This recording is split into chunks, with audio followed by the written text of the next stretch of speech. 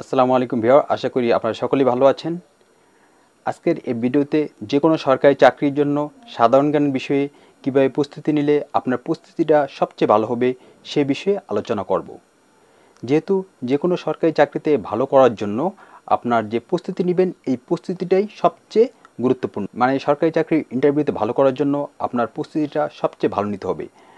আর সেজন্য সাধারণ জ্ঞানের বিষয়ে নিয়ে কথা বলার পূর্বে আপনি কিভাবে পড়াশোনা করলে, কিভাবে প্রস্তুতি নিলে আপনার প্রস্তুতিটা সবচেয়ে ভালো হবে সে বিষয়ে কয়েকটি কথা বলা দরকার।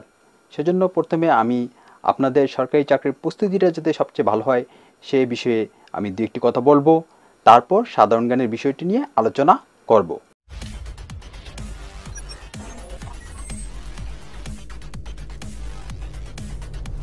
দেখুন, প্রথম কথা সেটি হচ্ছে যখনই মানুষের তো জীবনে এই সময়টা থাকেই, মানে চাকরির জন্য সবাই জীবনে কোনো না কোনো পর্যায়ে চেষ্টা করে থাকি। ঠিক এই সময়টিতে অনেকে কিন্তু আছে আত্মবিশ্বাসের লেভেলটা অনেক কম থাকে, মানে অনেকে একটু ভয় ভীতি কিংবা টেনশনটা অনেকের মধ্যে বেশি কাজ করে, আবার অনেকে দেখা যায় শুরু থেকেই আত্মবিশ্বাসের লেভেলটা ভালো থাকে। সেজন্য যাদের মধ্যে অনেকের মধ্যে এই জিনিসটা কাজ করে যে আত্মবিশ্বাসের লেভেলটা অনেক কম থাকে, দুশ্চিন্তা অনুভব করে, কিন্তু আপনাকে কিন্তু এই আত্মবিশ্বাসের লেভেলটা কিন্তু বাড়াতে হবে এবং দুশ্চিন্তা অনুভব করা যাবে না। মানে আপনাকে মনে মনে ভাবতে হবে যে না, ইনশাল্লাহ আমি চাকরি পাবো। সেজন্য আপনার কাজ চাকরির জন্য একের পর এক ইন্টারভিউ দেওয়া, তাহলে কিন্তু অবশ্যই ইনশাল্লাহ আপনার চাকরি হবে।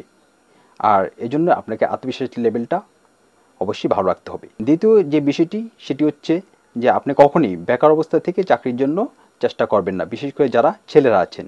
আপনি সবসময় কোনো ছোটোখাটো জব কিংবা কয়েকটা টিউশনি আপনি করাতে পারেন, কিংবা আপনি ছোটোখাটো কোনো ব্যবসা কিংবা ছোটোখাটো কোনো কোনো কাজের মধ্যে লেগে থাকবেন এবং সরকারি চাকরির জন্য যে ইন্টারভিউ এটি দিতে থাকবেন। একেবারে বেকার অবস্থা থেকে এই সরকারি চাকরির জন্য ইন্টারভিউ দিবেন না। তাহলে কী হবে, আপনার যে মানে আত্মবিশ্বাসের লেভেলটা ভালো থাকবে এবং আপনার শরীর মন সতেজ থাকবে এবং আপনার চাকরির জন্য যে প্রস্তুতি এটিও ভালো হবে। আর তৃতীয় যে বিষয়টা সেটি হচ্ছে সাজেশন, মানে আপনি একেবারে ছোটো মানের সাজেশনও তৈরি করবেন না, আবার একেবারে যাদের আত্মবিশ্বাস কম থাকে আমরা দেখেছি তারা কিন্তু অনেক বড় মানের সাজেশন বাজার থেকে 2-3টা প্রশ্ন ব্যাংক কিনে, মোটা গাইড কিনে, তারপর কিন্তু দেখা যায় একবার শুরু থেকে শেষ পর্যন্ত সব কিছু পড়ার চেষ্টা করে।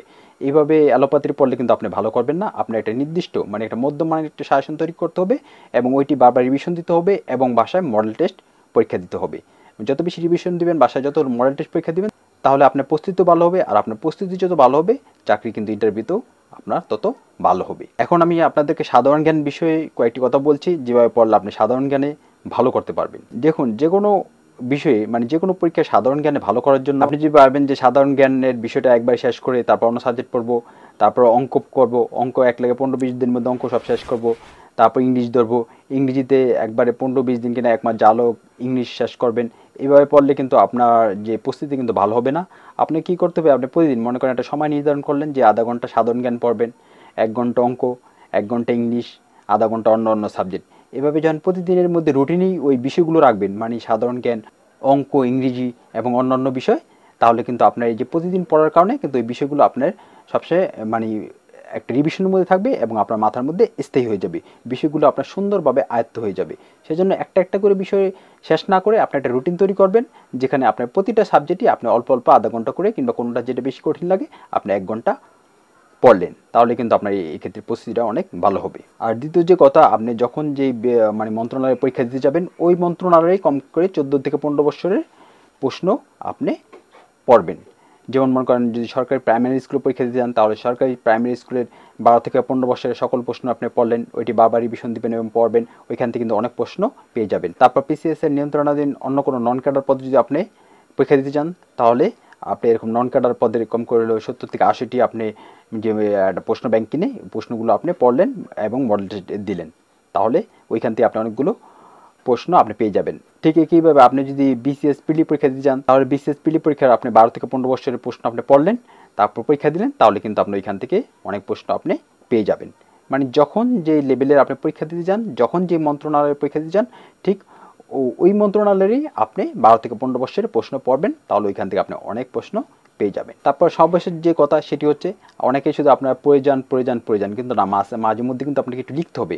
মনে করেন 8 থেকে 10টি প্রশ্ন পড়লেন, আবার ছোটো ছোটো একটা খাতা এবং কলম আপনি সাথে রাখলেন এবং মনে করেন 2 থেকে 3টির উত্তর আপনি একটু লিখলেন, আবার মনে করেন কিছুক্ষণ পর পর সব কিছু লিখতে হবে তা না, কয়েকটি উত্তর আপনি মাঝে মধ্যে লিখবেন, তাহলে কী হবে, এটা আপনাকে স্মরণ রাখার জন্য অনেক বেশি সহযোগিতা করবে।